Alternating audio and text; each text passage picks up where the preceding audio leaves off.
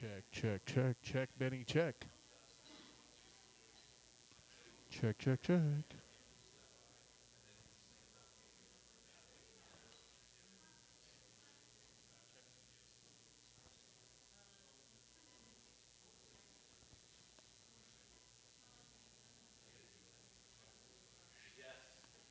Test.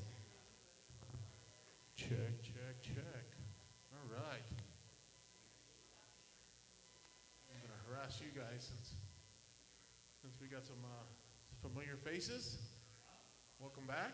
You guys enjoyed the vacation from me? All right. What I'm going to do is I'm going to try to bring everybody closer. So I like that. I like the positive energy.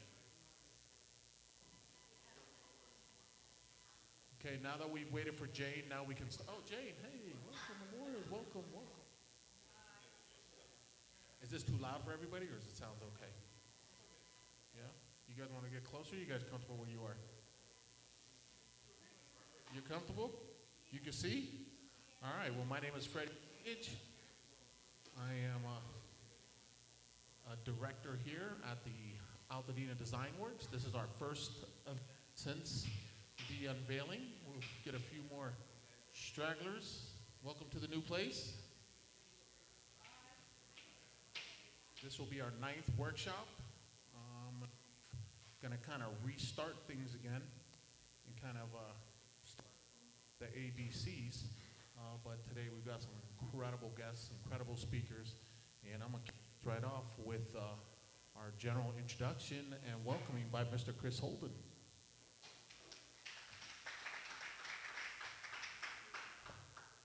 Good afternoon. Okay, if my eyes were closed, I'd only think one person was in the room. Good afternoon. First of all, I want to welcome you to this 9th circuit or series that Freddie has been very visionary in terms of bringing us all together as a community so we can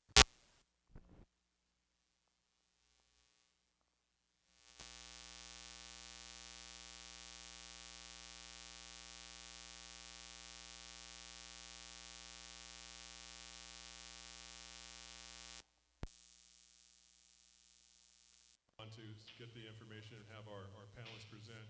But what an amazing contribution to the community that Freddie and the Altadena Coalition and Alta Design Works has done in terms of making this space available for all of us to come to get information, because it's power and information is power, and sharing that information with our neighbors so we can leave here and be smart.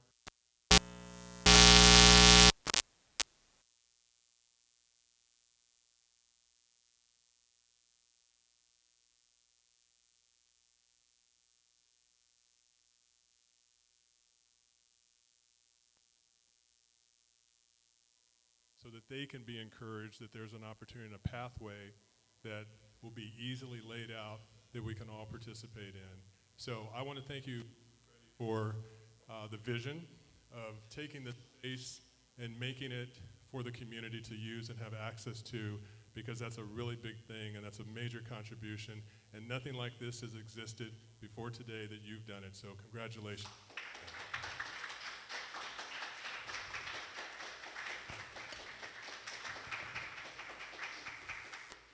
Now, I've got a shameless plug.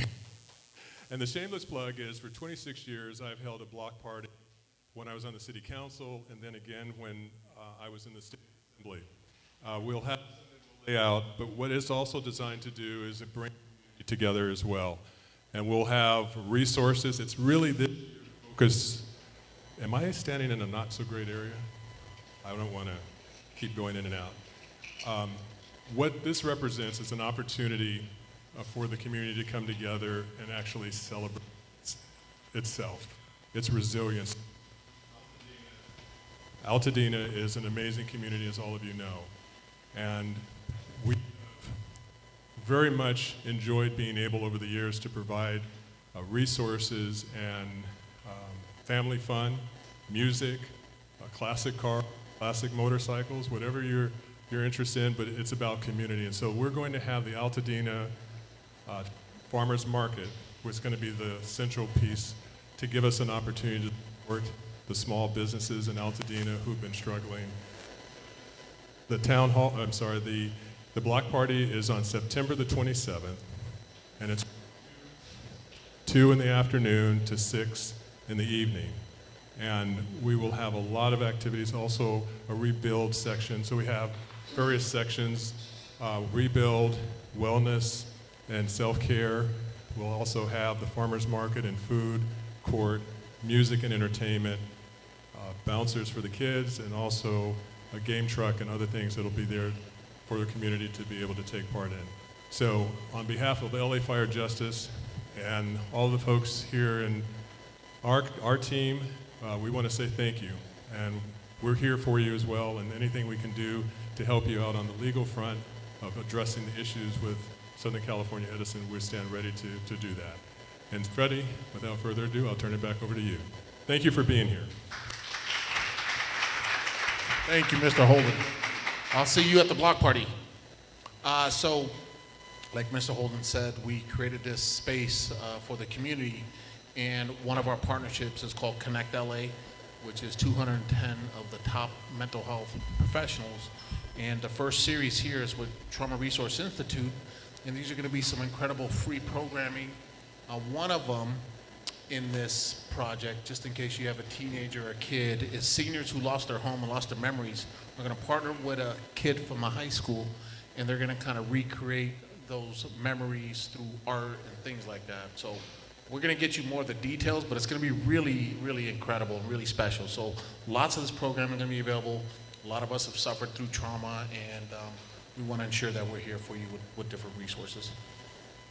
All right. So, you know, what Alta Design Works has done, and I know I've spoke before, I'll re-explain it, as we vetted us and a bunch of contractors, architects, engineers, structural engineers, and surveyors, and we vetted them, we put them through the gauntlet. A lot of them you've seen speak at these events. And so what we've done is we've negotiated prices with them, and we also kind of manage their projects and keep an eye on things for you. And we're resident advocates. So, you know, you come in here, meet with us, and for free, 100% free, we'll send someone out to your property, check it out, survey it, get an analysis, and set you up with the right contractor. In addition, we've negotiated 210,000 from 10 to 75% off. So anybody could use it. We're just a resource, we're just a guide, and we're here to help you rebuild, including these rebuild workshops. So I'm gonna skip through some of the stuff. And this is the team, you know, and I wanna thank those guys, Benny and Aaron and Armand, and Sarah. This is the reason why we're able to get this place up for you. We're here all the time. 3 doors down, you'll find a community space with computers, Wi-Fi, things of that nature. So, you know, if you need to have a meeting or a conference or use the computer or Wi-Fi or print something, you know, it's like your home is burnt, you print something real quick, you just come here. You need a cup of coffee. We're gonna build an outdoor cafe, so you have coffee, get on your phone, do whatever you need to, okay? So this space is for you guys to use for whatever purposes. And if you have a topic that you want a speaker on, then we'll get that together for you. So if you want to learn about native planting or what's the difference between a Class A and a Class B or a Class C roof, just let us know. We'll put that together. And it doesn't even have to be construction-based. If you want to learn about candle making, then let's put together a candle making class, okay? We're going to start our Wine Wednesdays. We're going to have comedy, we're going to have music, and let's just get back to being normal again. And that's really what this is about. None of us want to be in consistent phases of recovery. We just want to rebuild and go back to my life. This is not where, this is fine, but I'm only here till you guys get home, and then I'm going to go back home. All right? These are some of the incredible brands that we vetted, the incredible companies we work with. We're very proud of who we vetted, and each one of them are just outstanding partners in this thing. 20 steps to rebuilding, okay? Today, 101, laying the foundation, how things need to go. I just kind of want to give you a short so that you kind of know where we're going to be going over the next 8 weeks, okay? Hopefully you're past your documentation of damages, you filed your insurance claims.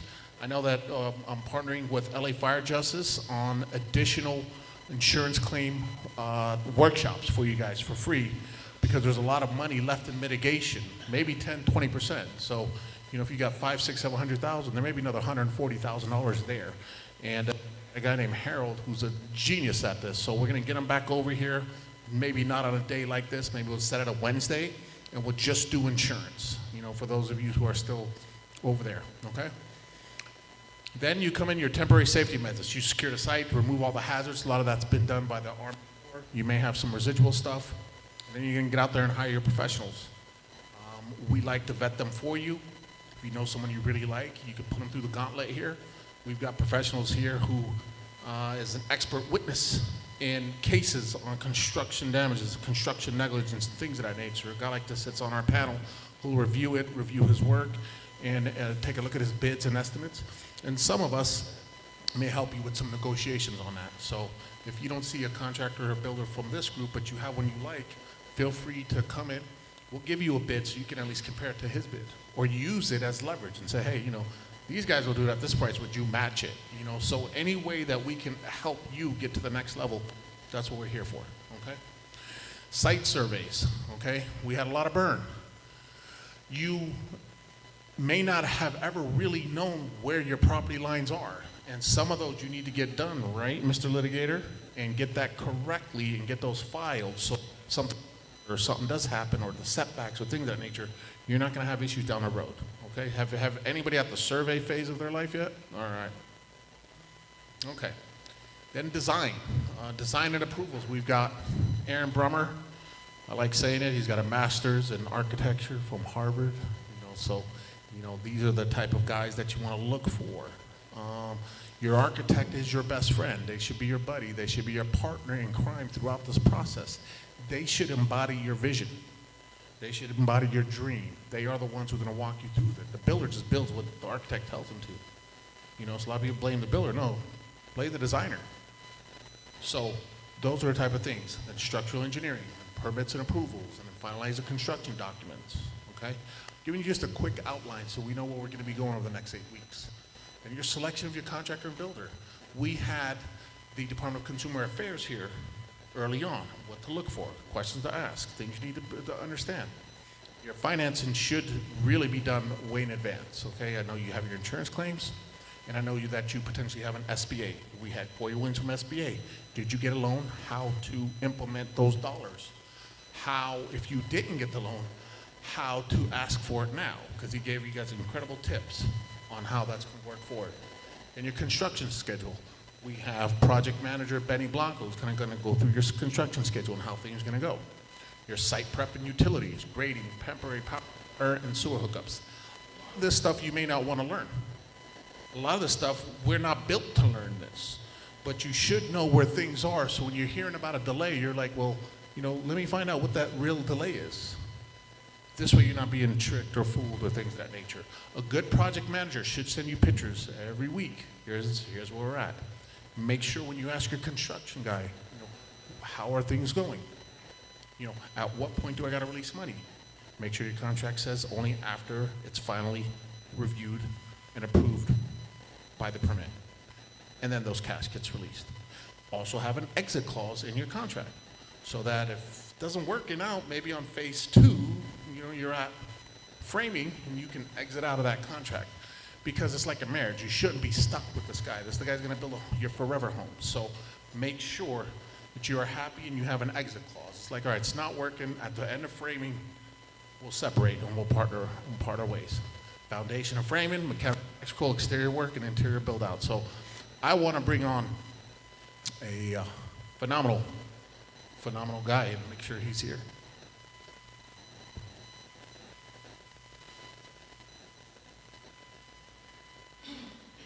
So what I'm going to do is I'm going to get into the master of architectural design. He's best, not in California, but probably one of the best in the world.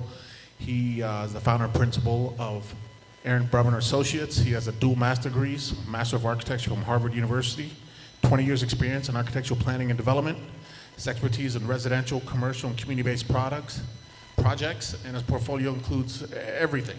And what I did for him is I stole some pictures from some of his works. While he talks, you guys have a little idea of the type of stuff he does. But it's an honor to bring back Aaron Brummer. Thank you. I'm hoping to reach a point in my life where I can deny having been to Harvard. So, like, there isn't much for me to. I see a lot of familiar faces, by the way, so I think that a lot of you guys have heard a lot of what I've already spoken about. There's a few new developments that I want people to be aware of. And just to give you a little bit more of a background with me, I'm doing quite a few rebuilds now in Altadena. I have about 20 in my office now. Like 2 months ago, I had like 3, and now I've got about 20, and we're starting to get quite a few. And it's good. It's really encouraging to see that people are starting to do these rebuilds. And it's going a lot faster in Altadena because of the fact that the houses in general weren't quite as large as the ones that they were in the Palisades. So the insurance recovery has been actually a lot easier, relatively speaking, in Altadena versus the Palisades. So a lot of the things that are going on in terms of rebuild are happening in Altadena as opposed to the Palisades and the little parts of Pasadena that also were affected. One thing I want you all to be aware of is that the County of LA, with Altadena, with the Eaton Fire rebuilds, is allowing a self-certification program for structural engineers and architects. So any architect that you have or structural engineer that you have, if they've been licensed if they have a current valid license in California, if they can prove that for the past 3 years they've had projects permitted in LA County, anywhere in LA County, okay, and if they have errors in emissions insurance or professional liability insurance of $500,000 per occurrence and $1 million in the aggregate, they can get self-certified, okay, with LA County. Very easy. I just got self-certified. It took me like 2 weeks, basically. And what that means is that you don't actually have to go through a full plan check process. So it actually cuts down on the amount of time for a plan check substantially. You still have to get LA County regional planning approval to basically approve that what you're doing constitutes a rebuild and is within the parameters of the rebuild guidelines. So LA County Planning still has to approve you, but then if you're self-certified, you can effectively pull your permit right after that, which is really good. Beyond that, I don't know that there's much for me to present, you know. Yeah, I'll just answer questions. It'll be a lot easier. So that I can explain this to someone else. Sure. Current license in California, 3 years in LA County. LA County. Okay. They have to prove that they pulled permits. Insurance. Self-certified you as what? What do I call it? Okay, self-certification just means that I'm certifying that my drawings comply with the building codes. So yeah, it's code compliance, basically. It's a way of avoiding to have to go through the normal plan check process, which is, plan check is where you submit your drawings, both the architectural and structural drawings, to the building department. In this case, it's LA County, right? And then they assign a building plan checker that reviews your drawings and gives you a bunch of comments. It's a way of avoiding that, so. Certified as Code compliant. a code compliant builder. That's contractor. correct. Yeah, sure. That's how I have to say it. Yeah, I would say Because it if you like don't that. say it right, they just pat you on the head and say, nice little Sure, old lady. sure. Yeah, it would be code compliant self-certification. Yes. Getting the actual building permit. So once you're self-certified, and then they basically, what they're going to do is they're going to approve the drawings without going through the plan check process. And once those drawings are stamped and approved, contractor can actually pull the building permit and you can start construction. It's cutting months off of the time. It's fantastic, you know, months. Yeah. Average time frame you're seeing right now, Aaron?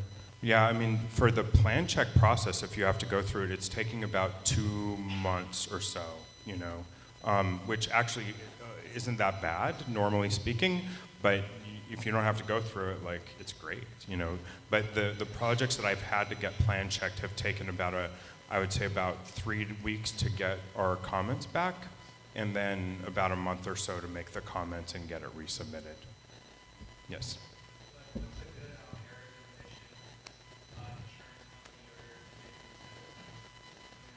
So, yeah, and if you didn't hear, what's a good errors and omissions insurance company? So the professional liability insurance, it's also called errors and omissions, or more known as errors and omissions. That architect or structural engineer will have their own errors and omissions policy.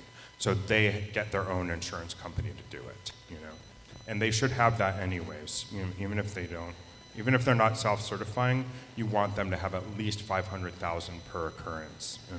And if you're unsure if they do, have them show you their policy. For me, in my contracts, I always put it in my contracts, like what my limits are, I put it in my contract, you know, so people know. What are some of the issues you're seeing happen in the city during the process? Anything you came across that has caused some kind of bump in the road? What was interesting is some of the first projects I submitted for plan check, we were getting plan check comments back that were like, you have to provide solar, you have to do this, you have to do that, and then a lot of that stuff changed, you know?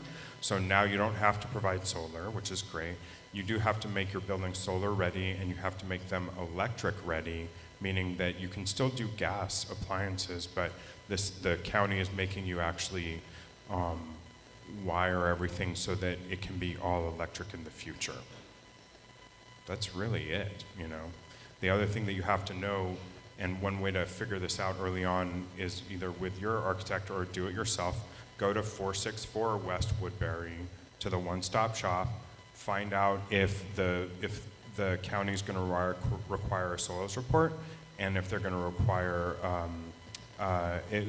they'll tell you if you're in a landslide area, and they'll tell you if they're going to require a soils report or not. Because not everybody's going to need a soils report. If you're in a flat lot doing one-story building, you're not going to need a soils report unless you're in their landslide area.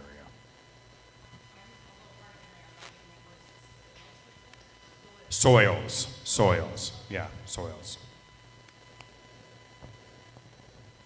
I noticed that you have a focus on sustainability. Other than, heat pump or solar, what sorts of materials are you using in the actual build that might be sustainable? Right, it depends on the situation. A lot of it is if they're recycled content materials, like that's a big thing, is recycled content. I'm more worried about flame spread, you know, than recycled content these days. But that's one of the big things, and no VOCs, like no volatile or organic compounds in any of the materials that we use, the paints or anything like that. Yeah, that's a big thing.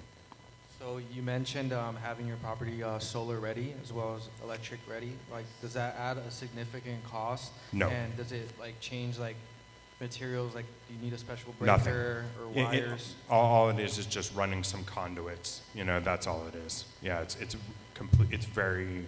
It's not insignificant. It's pretty, but it's negligible, I would say, in terms of cost. I heard some people had a question regarding the electrical from the Yes. city, the water from the city, all of that. Some of them are having issues with it prior to getting into the architectural phase. Is that something of your concern to worry about? Not at this point, no. I'm more worried about it during construction, you know, but not from a permitting point of view. And when I say that, I just mean if everybody's building at once, like how's all that going to work in terms of providing temp power and then final power? So I'm more worried about that from an overarching infrastructure point of view in the future, but not in terms of the early stage planning. Concerns about SCE's undergrounding of power in some of our neighborhoods and how that's going to interact with our reconstruction. I don't know. Like, for me, it's not even it doesn't even come across my radar, right? Because all I'm doing is just drawing up the drawings and getting it permitted, right? So when it comes to that stuff, I have no thoughts, or it has no impact on me. That's a construction issue. So.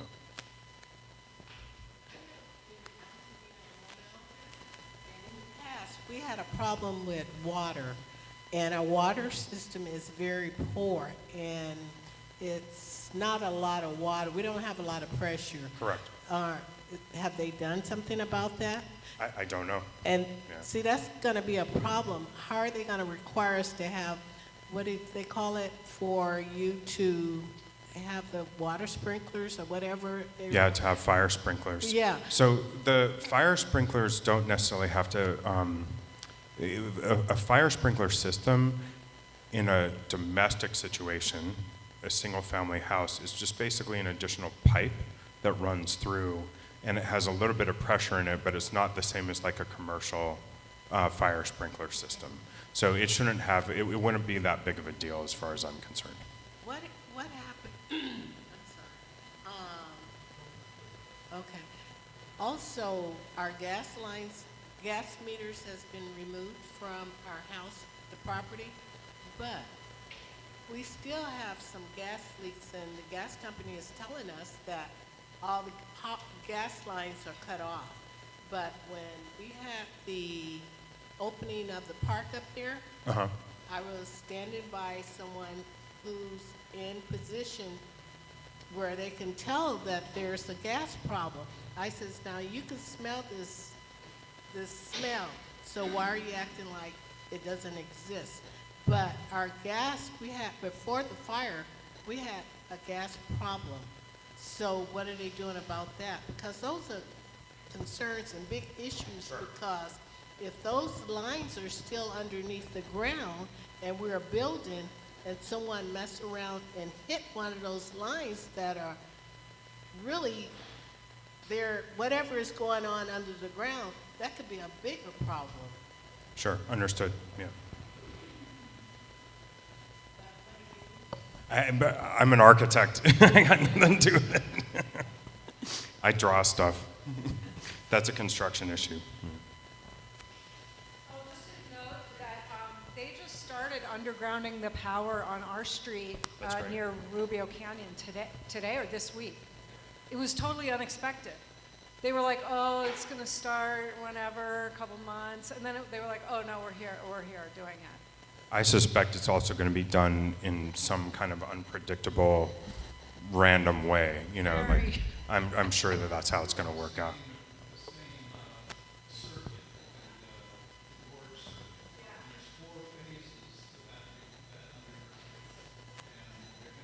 East to west on that. So, yeah, Rubio and Mount Curve and Maiden Lane are kind of the next in line because they've already completed it further to our east. And they said, oh, well, we'll give you notification, blah, blah, blah. But your experience is kind of what I expected. Like they just show up and start digging up your street. But that's good news. Yeah, that's really good. To me, that's the most important.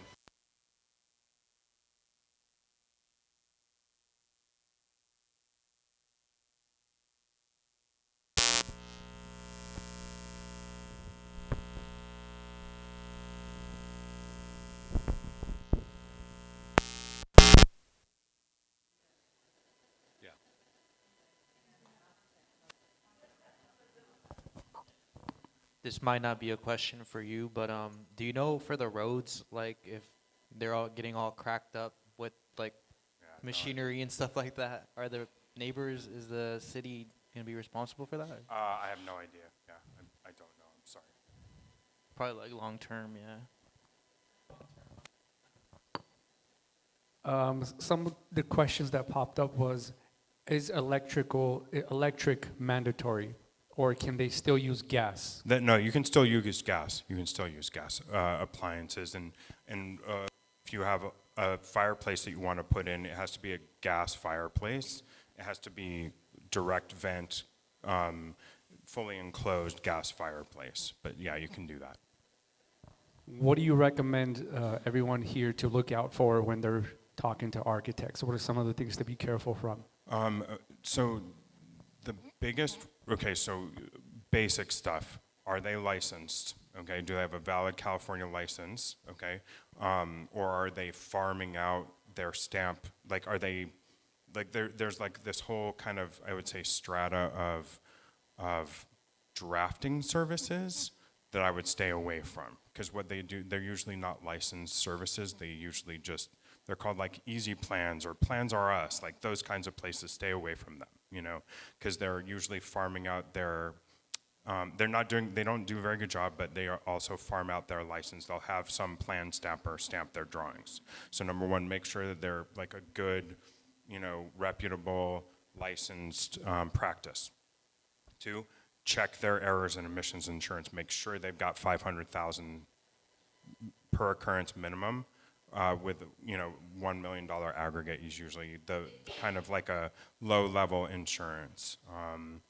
And I would just say, just make sure that they are somebody you want to work with, you know, that they're not gonna charge like, you know, dirt cheap, right? And then not spend any time with you, because it's a very iterative process early on where you have to work a lot closely with the clients. Just make sure that you've got somebody who will do that with you. Work out the plans with you the way that you want them to be, not just do a quick one and done and I'm moving on to a next project kind of thing.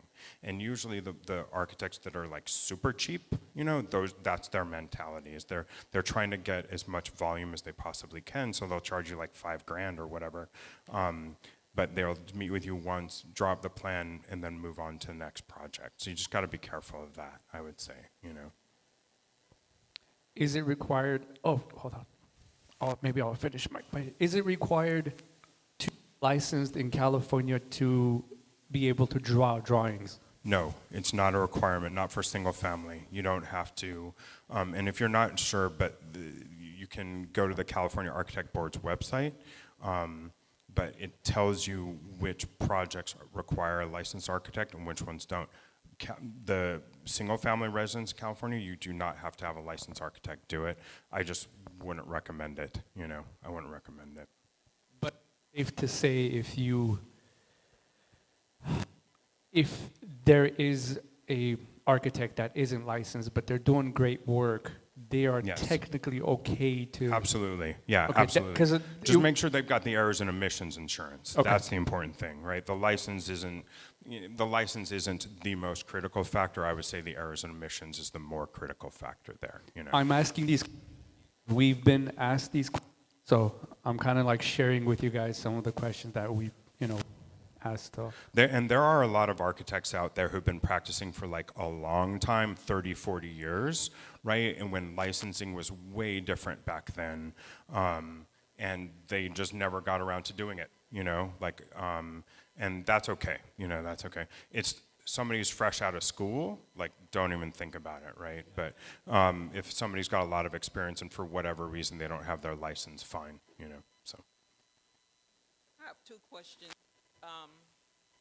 Would you go over plans that are from online, like, Sure, absolutely. to make sure they're California standard or whatever needs to be done? Yeah, absolutely. And that happens quite a bit in some of these fire rebuilds, is that people are like, you know, kind of finding pre-designed plans out there and we can modify them. Absolutely, yeah. There's nothing wrong with doing that. And then I was also wondering if 35,000 price quote from a drafter, is that reasonable? What's the square footage? 1,500. I feel like that's a little high, but that's not crazy, you know?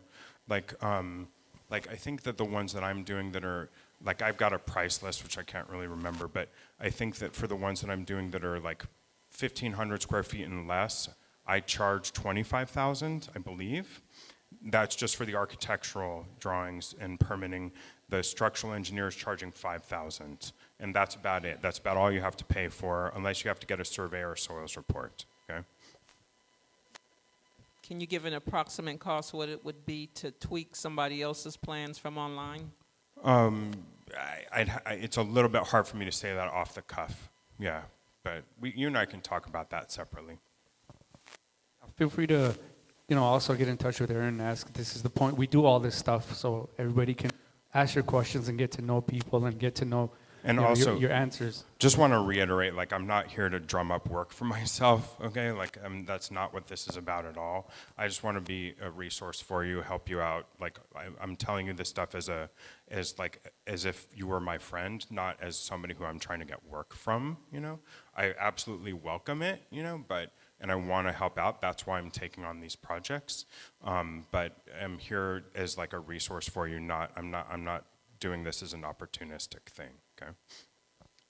So you were, I want to go back to self-certification for a Yes. second. So the first phase that you have to do is regional planning, which is basically like Yes. for your site and square footage and all that, and is it a Correct. like-for-like rebuild? The other parts, when you have the structural engineering and all of that, there's building and safety, there's fire, the health department in some cases if Correct, you're on if you're septic, or, yeah. yeah. How does that work if you're in self-certification? They still want the clearance, right? So we'll call that a clearance item with health, right? So You they're- still have to go back to? Yeah, I still have to go to health and get that clearance from them. And then fire as well, I still have to get the clearance from them, but it's not like a full plan check or anything like Right, that. so you're They just you're have to sign off on mainly- the clearance You're form. mainly bypassing building and safety's Correct. time? Yes. All right, so my second question is, because we had somebody at a previous workshop talking about the self-certification process and that you could do it, but then there was also some advice that like, you may not want to because you're getting a second set of eyes to double check, and is that worthwhile to you or not? Do you think that there are some, situations where it's better, even if you could self-certify, you might not want to? So I think that it's good to self-certify if you're experienced, if you've done a lot of houses before, okay? Because a lot of the plan check comments that we get are kind of nitpicky and stupid, okay? So getting out of that to me is the benefit of it, okay? Because usually the plan checkers have very few comments on the structural drawings, right? And that's what, if I were a homeowner, that's what I care about. Like, is the structural engineer designing this house to code for lateral, particularly for earthquakes, okay? And is the architect designing it to code for just like basic stuff like door widths, and making sure that the windows are tempered glass, like stuff like that. And I don't need a building plan checker to tell me that, but I got a lot of experience, so like that kind of helps, right? If you have a pretty green architect, then maybe it might make sense to go through the plan check process, It's like somebody with less than like maybe 10 years of experience.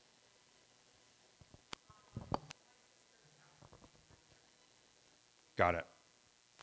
We're looking at possibly going modular, and I'm Yes. just wondering what the role of architects are if, you use a reputable modular company. Will they do all that They stuff? should. So yeah, with modular, a modular company should be able to go through the permitting process for you, or they have a local architect that they've already partnered up with that does it. Okay, so that's usually how it should work. Now, the only question is does the municipality have experience dealing with modular, or do they have a policy in place with that? So it usually requires California state license for modular, and then I don't know if LA County is going to make your life difficult going modular or not. I don't know. That's a good topic. Can you please share the difference between future value in modular Sure. versus stick homes? Because So- some people think modular is great, and it is. Yeah. It is, but the long run of value, what do you think is Right. better? So the biggest myth I would say that most people think is that modular will save you money. It will not, okay? It's not going to be cheaper for you to build it at a relatively small scale compared to if you were to just stick build a house, okay? What it will do is it'll save you on construction time. That's what it will save you on, okay? And you can also get like a pretty cool house, they're usually extraordinarily efficient, right? They're like boats, like every little thing is like super efficient, particularly when you're dealing with small square footages. But again, it's not going to save you any money most likely in terms of your construction costs. It'll just take 6 months off of your construction time, which is great. But the value, I don't think there's any difference in value if we're talking about like resale value. resale value? No, I don't think there's any difference there at all. Really? I don't think so. Yeah, I don't think so. So if there were That's a my opinion. stick-built home and a modular home, you would get more or about the same price in the future? I would think so. Yeah, I would think so. I mean, with a stick-built house, those are usually more customized, right? So there could be an argument for and against it, that it's more valuable or less valuable if it's more customized to your particular taste. I don't know. It's a good question. Very quickly, I actually live on a small island in Maine. I'm here because my sister's house burned down and she's in a wheelchair right now. I live in a modular home. Sure. It's great, and then it's lots of modular homes that have been built on the island since I've lived there in the last 10 years. And I would say, basically endorsing what you said, I think the value is the same. It's just really fast. Like there's a 3-unit affordable housing project that got built on the end of my street, and it went up like that. It was just astounding. I mean, It's they had to huge. get all kinds of stuff in place.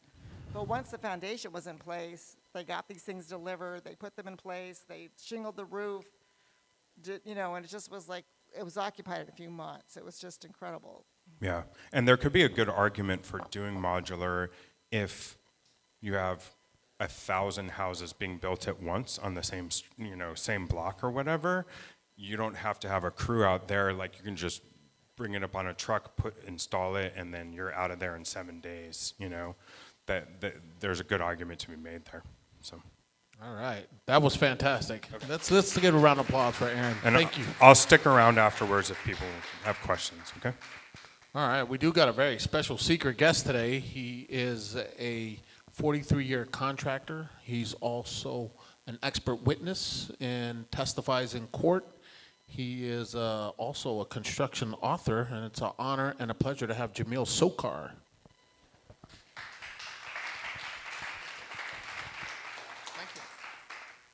Thank you. Hello.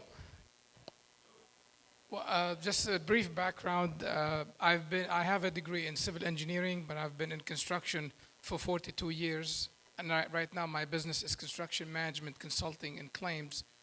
And I manage construction projects for owners, for contractors, a lot of school work. I do a lot of school work. And I do claims consulting, which is my topic today. And I've been doing expert witness work with construction lawyers for about 18 years, which is dealing with lawsuits of construction delays, defects, change orders. Unfortunately, by the way, I'm in law school now. So I should be graduating this year, hopefully, so build up on my construction knowledge and maybe hopefully become a construction lawyer. So unfortunately, most projects have claims. Most projects have claims. And what I'd like to, and of course I'll take questions like the gentleman here. Claim avoidance, in my opinion, starts from day one, not when you get to the construction phase. Many people want to rush and get their plans and get the permit and get the contractor and start building. The construction phase is where where every single problem, every single mistake that was missed at the previous phases will show up at the construction phase, except it's going to cost you much more. One thing I'd like to tell you also is when I was teaching at Westwood College, construction management and scheduling and claims, I used to tell people that the construction process is so complex that I think, in my opinion, the technical portion is the easiest part of it. The construction is the easiest part of the process. People's relationships, management, that's where the problem is. If you, and like the gentleman said, if you be careful in selecting a good architect, a good contractor that you trust, relationship in construction is huge because there's always problems in construction. I've done so far over 600 projects that I've managed, and every project has issues. The difference between projects is how issues are handled. Claim avoidance start from day one. Get with a good architect like Aaron, right? And instead of rushing into first of all, you have to understand that architects also have a time budget when they give you a proposal. So get a good idea about the scope of work that you want. Get a clear idea and discuss it with your architect early. Because once the plans are at 60%, 70%, 80%, changes become costly. If you tell the architect, can you move this window 2 feet this way? Simple request, right? But that may mean 25 drafting hours for him. He has to change elevations and sections and details just for that little request. So understand that changes cost money, whether it's at the design phase or whether it's the construction phase. Now, in one of my assignments, I was a senior project manager when I was working with Turner Construction. I was a senior project manager consulting to the LA School District. And I was in charge of about 560 projects over 123 schools, from scoping to hiring the architect to managing the design process to put the bid package together and then manage the contractor. We developed a program in our region where I was, which is pre-construction. I would advise you strongly to spend money and time on pre-construction. What we did is we got the plans, but we got a contractor involved, an inspector involved, the architect involved, the school maintenance involved in reviewing these plans, because the could look beautiful and the house could look beautiful, but the details is where you're going to get in trouble. Well, no, there's no detail about this beam meeting that staircase over there. How do I get the elevation working over here? Maybe the engineer didn't think of it. There's always problems. Nothing is perfect, neither construction nor design. So if you do a pre-construction effort before you get into construction, get the builder talking to the architect. Let them review the plans together. Let them point out things. Let them change things. So we managed to reduce change orders from a standard of 10 to 15% down to 1.5 to 3%. And the relationship part will also help you avoid claims. I've seen many claims and that went to litigation. I hope you never get there.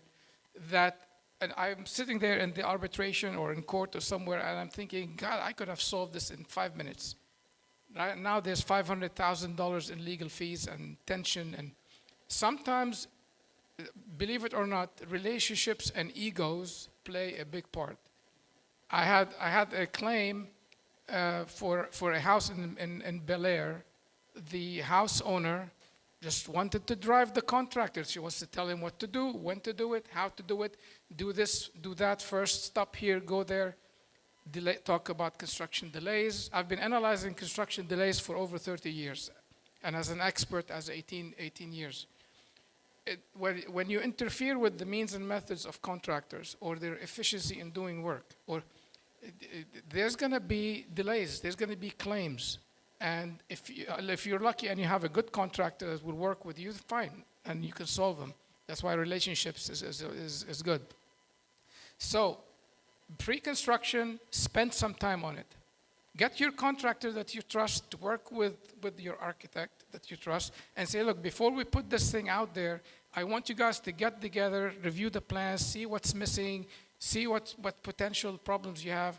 I used to be the lead person for constructability reviews, and basically what I did, these are school projects, big projects. I put my claims hat on, I put my hat of a contractor that is searching for claims, searching for change orders. And I red mark those plans, and I then meet with the architect, and we adjust it, and we save a lot of potential claims and cost to the owner. For example, I give you for example, sometimes the plan shows an auditorium and there's a general note that says contractor to repair light fixtures as needed. Okay, what does that mean? How do you estimate as needed? You have something called from a legal standpoint, there's something called the Spearin Doctrine. In public works, there's this public contract code, that section 1104, it covers that, but it's the same thing. It says that the liability in standard bidding, now there's design build and there's collaboration, there's different methods, but in standard bidding, you hire an architect prepares the plans go to the city, then you get bids from contractors who know nothing about the architect, and then you get into construction and the contractors start going, well, this is missing, that's missing, I don't have a detail on that, what do you want to do with this? So all these potential change orders, if you don't handle them well, they might become claims. Or if you can't handle a contractor properly, like pay applications, they mentioned that, cash flow, lien releases, delays, scheduling. I can talk for days about this topic, but I want to get your questions. If you, for example, before you start the project, scheduling, they mentioned scheduling and delays. Put a reasonable schedule in the contract, not an unreasonable schedule. I want this get done in 3 months when it takes actually 7 months. That's a recipe for claims. Make it good. Put a schedule requirement in the contract. Like they said, schedule of values for payment in the contract. The more you define these issues in the contract and you negotiate, the good thing with private work versus public works is private work you can negotiate. Public works is a whole different animal. So put those in there and get somebody that you trust that knows how to manage construction to advise you and tell you about these issues that should be there: phasing, schedule, timing, pay applications, lien releases. I don't know if you know about lien releases. If a when you hire a contractor, usually it's a general contractor, and they have multiple subcontractors: plumbing, electrical, paving, framing, etc. If these subcontractors will file what they call a 20-day prelim notice, basically telling the world, I am providing services and labor and material for this property and this owner, and if the general contractor doesn't pay me, I can go after the property. And they could put a lien on the property and the sale of the property. So you have to know how to manage lien releases. For example, there's the basic 2 types. It's called conditional release and unconditional release. If a general contractor gives you his invoice, the first question you ask, for example, is, okay, which subcontractors are in this invoice? I have framing, I have the plumber, I have electric, I have et cetera, et cetera. Who filed a 20-day prelim notice? I want conditional release. Let's say you're doing a pay application by the end of September, up to end of September. You say, I want a conditional release from all your subcontractors up to the end of September, which tells you how much they are owed. So if the general contractor's invoice to you is $500,000, and this guy is owed 50, 60, 120, etc., you want to make sure they get paid before your general contractor, because you pay the general and he doesn't pay, they file a lien against your property. One way of protecting yourself against this hazard is do joint check agreements. That means if the contractor sends you a bill, let's say $500,000, and a framer is owed $100,000, you write a joint check to ABC Construction and XYZ Framing for $100,000, ABC Construction and LMQ Electric for $25,000, because then you make sure that these guys are getting paid. The remaining goes to the GC, to the general contractor.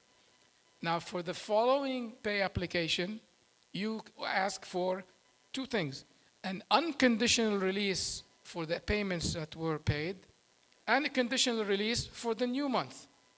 That will say that these guys have been paid up to September, and they have released their right to file a lien against your property. Now I'm owed another $25,000 for the month of October. So that's one thing that you need to be aware of. for delays and claims and tension and all that goes on with construction, establish a good relationship with your contractor, hire somebody you trust, and keep the cash flow going. Don't overpay. And this is why you put a schedule of values in your contract.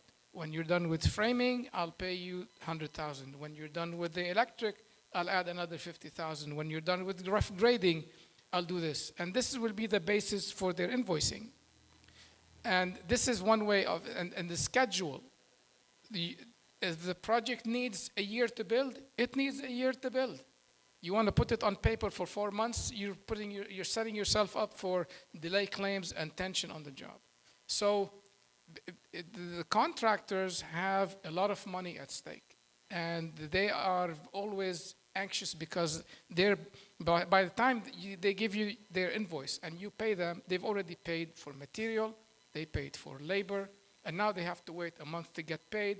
And so if you keep their cash flow going, now very carefully, of course, not just overpay, then and you work with them with common sense and ability. If you have a contractor that is a decent, honest person and trying to do a good job, but a problem, work with them.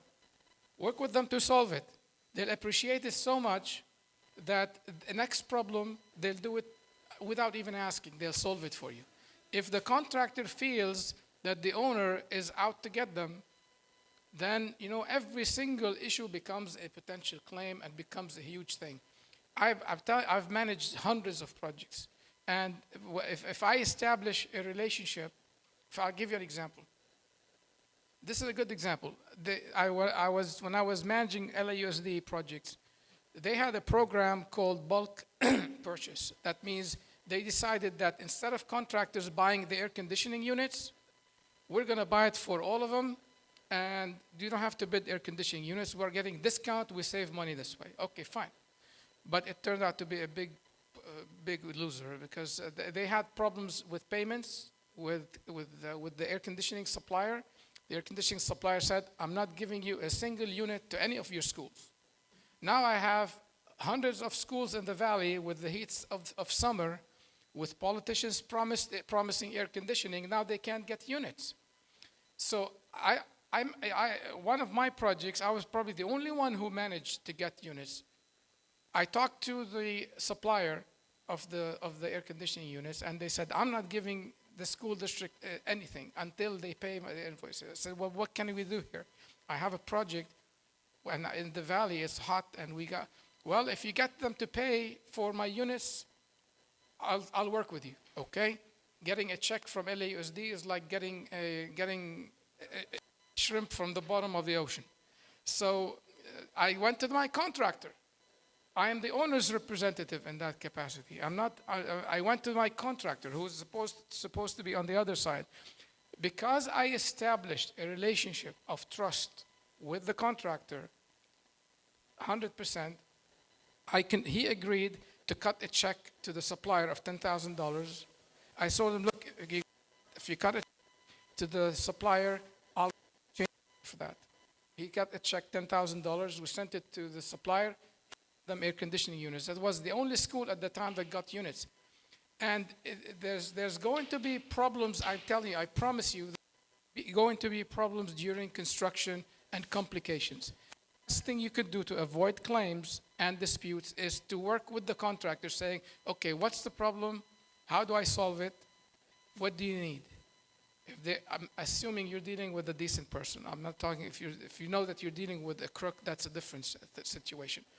But if you establish that trust, the next problem, he'll solve it for you without you even bothering.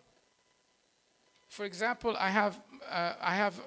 my wife just got a property back in Tennessee, and we had to remodel it to get it rented out. And we had a contractor that I've only met one time in my life when I traveled to take care of this. But I established a relationship. And he called, said, Jamil, you're in California. I don't know if you have a job and you might not pay me. I don't want to go travel and chase you. I said, Corey, what do you need? Well, I'm worried. I said, okay, I'll tell you what. How about if I give you the full amount right now? Will that make you feel better? Oh, yeah. Trust me. I'm going to do a good job for you. That's what happened. He then called and said, look, just send me 30 now, and I'll get to it. I said, fine, here, check the next day. He called, he had some problem, money issues. I said, I have right now for the full balance. What do you think? Now, if I have a problem, I just call him. Hey, Corey, can you take care of that for me? He'll run and go and do it for you. When I was managing projects as the owners, questions? Okay. All right. So I'll end with this note and then I'll take questions. I forgot the note. So when I was an owner's representative, and I'm supposed to represent the owner, and the architect is on the side of the owner, and the contractors, if you the best you could do, I'll be your best asset, and I will take care of it. Architects sometimes, with apologies to architects, like to defend their mistakes, and then you want to blame the contractor for it, and it's not their problem. And the recipe for claims is typical in the public, typical.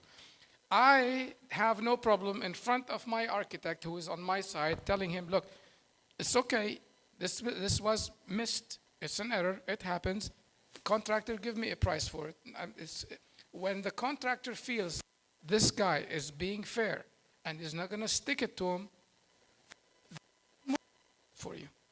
So other than how to manage projects, the relationship is my strongest tip for you. Questions? Yes, sir. Questions? Anybody questions? Yes.